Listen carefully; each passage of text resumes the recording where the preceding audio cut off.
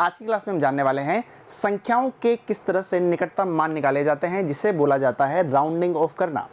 बहुत बार ऐसा होता है कि जब भी हम सार्थक अंकों की संख्या लिखते हैं, ठीक है जी, यानी कि सार्थक अंक जब हम लिखते हैं तो वहाँ पे हमें क्या होता है कि आवश्यकता अनुसार हमें क्या करना पड़ता है, संख्याओं को कम करना पड़ता है। जिस तरह से हमने देखा था कि पिछले वाले एग्जाम्पल में हमने देखा था कि 3.125 में हमने क्या किया था भाई मेरे, वहाँ पे संख्या को सार्थक अंकों के लिए व्यक्त करने के लिए आवश्यकता अनुसार 2 स्थानों तक ही हमने सार्थक संख्या को लिखा था, यानी कि 2 सार्थक अंक ही हमने किस में लिए थे, यहाँ पे संख्या में लिए थे। ठीक है जी। अब उनको मैंने 3.125 को 3.1 ही क्यों लिख दिया। ठीक है जी। मान लीजिए कि मेरे सामने यदि कोई संख्या होती 3.126, ठीक है, तो क्या है मैं इसको सीधा सीधा ऐसे लिख देता क्या? बिल्कुल नहीं लिखता, गड़बड़ हो जाती। ठीक है जी। क्यों हो जाती? तो वही है क्या, राउंडिंग ऑफ करना। और उसी के 3 नियम हैं जो आपको ध्यान रखने हैं। यूँ मान के चलिए 3 बिल्कुल आपके 3 बाण हैं, ठीक है जी, जो आपको निकटतम मान निकालने में सहायता करेंगे। तो आइए जानते हैं पहला रूल क्या है। पहले रूल की यदि हम बात करते हैं तो मान लीजिए कोई संख्या आपकी लिखी हुई है। संख्या में आप देखते हैं कि जो सबसे अंत वाला जो अंक होता है वो क्या होता है, दायां अंक होता है। यदि हमें उसे हटाना है, यदि हमें दाएं अंक को हटाना है, तो एक एग्जाम्पल के तौर पे समझिए, ज़्यादा समझ में आएगा। यदि मुझे उसे हटाना है तो मैं क्या करूँगा, एग्जाम्पल वही ले लेते हैं जो यहाँ पर लिया हुआ है, 1.386 यहाँ पे दिया हुआ है, यानी कि 1.386 आपका एग्जाम्पल है, 1.386। तो पहला रूल हमारा क्या कहता है कि यदि मुझे इस संख्या में से सबसे अंत वाला अंक यानी कि सबसे दायां अंक यदि हटाना है, दायां अंक कौन सा है, तो आप बोलेंगे सर सबसे दायां अंक की यदि बात की जाए तो सबसे दायां अंक कौन सा है, यहाँ पे भाई मेरे 6 है। ठीक है। अब उस 6 को मुझे देखना है, क्या वो जो 6 है क्या वो 5 से बड़ा है, छोटा है, बराबर है, क्या है। यानी कि कंपेयर किससे करना पड़ेगा, हमें 5 से इसको वहाँ पे कंपेयर करना पड़ेगा। आप देख पा रहे हैं कि जो 6 है वो क्या होता है, 5 से बड़ा होता है।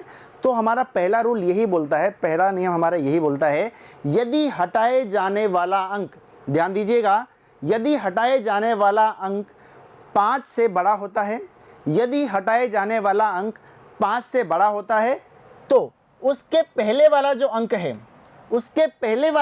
है उसे 1 बढ़ा करके लिख दिया जाता है।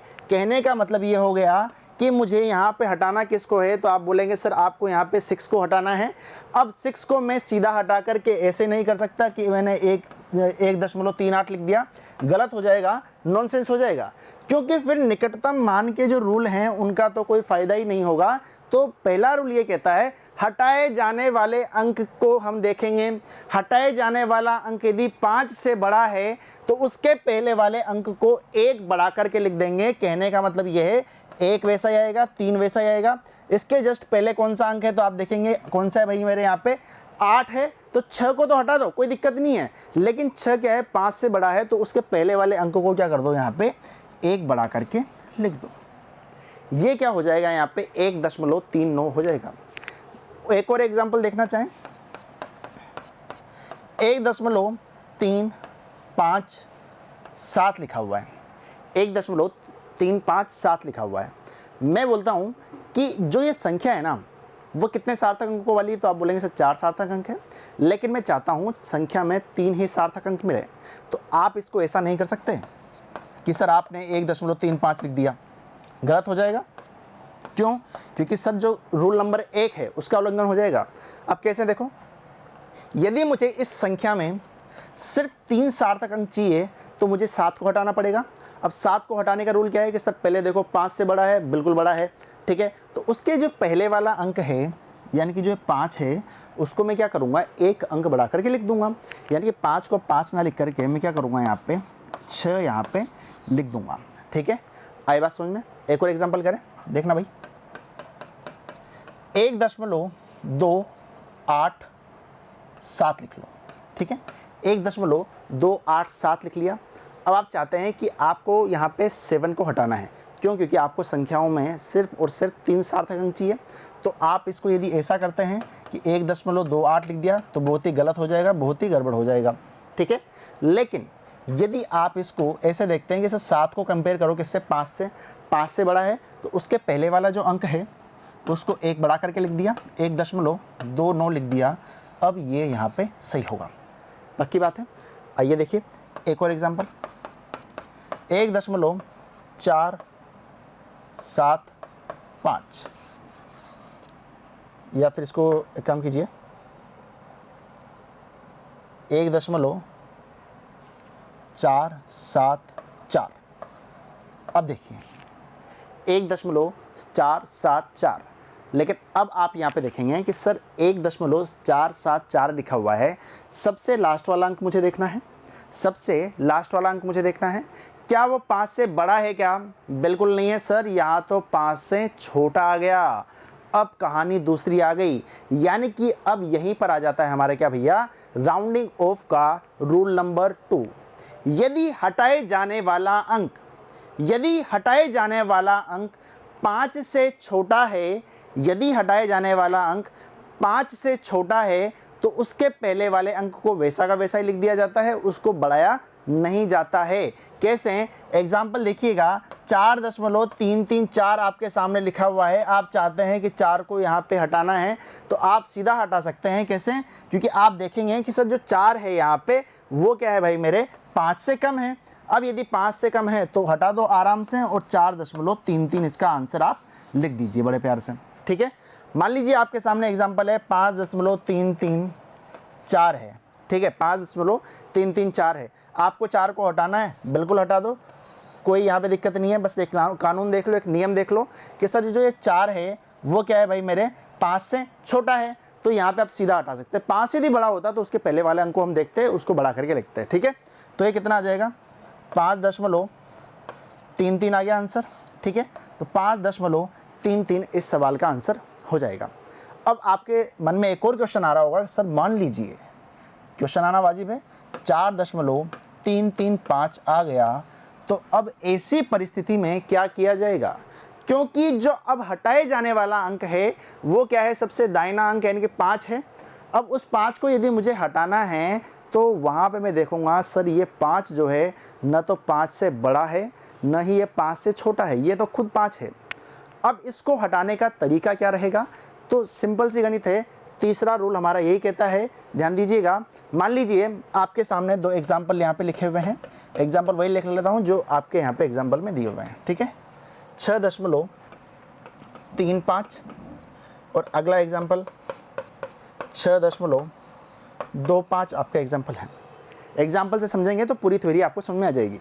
अब देखना गणित को क्या है, यहाँ पे आप चाह रहे हैं कि सर ये 5 को हटा दो और इस 5 को भी यहाँ पे से हटा दो। अब 5 को यदि आप हटाना चाहते हैं तो रूल नंबर 3 आपको ध्यान आना चाहिए कि सर 5 यहाँ पर यदि है तो आप क्या करेंगे, यहाँ पे पहले इसके जस्ट पहले वाला अंक देखो, इसके जस्ट पहले वाला अंक देखो। अच्छा, यहाँ पे इस वाली जगह पे 5 से पहले सम संख्या है या फिर विषम संख्या है, यानी कि जो इसके पहले वाला डिजिट है वो सम है या विषम है। तो आप बोलेंगे सर जो 3 होता है, जो 3 है वो क्या है भाई मेरे, विषम है। अब 3 यदि विषम है तो आप क्या करेंगे, 3 को बढ़ा करके कितना कर देंगे भाई, यहाँ पे 4 कर देंगे और 5 को वहाँ पे से हटा देंगे।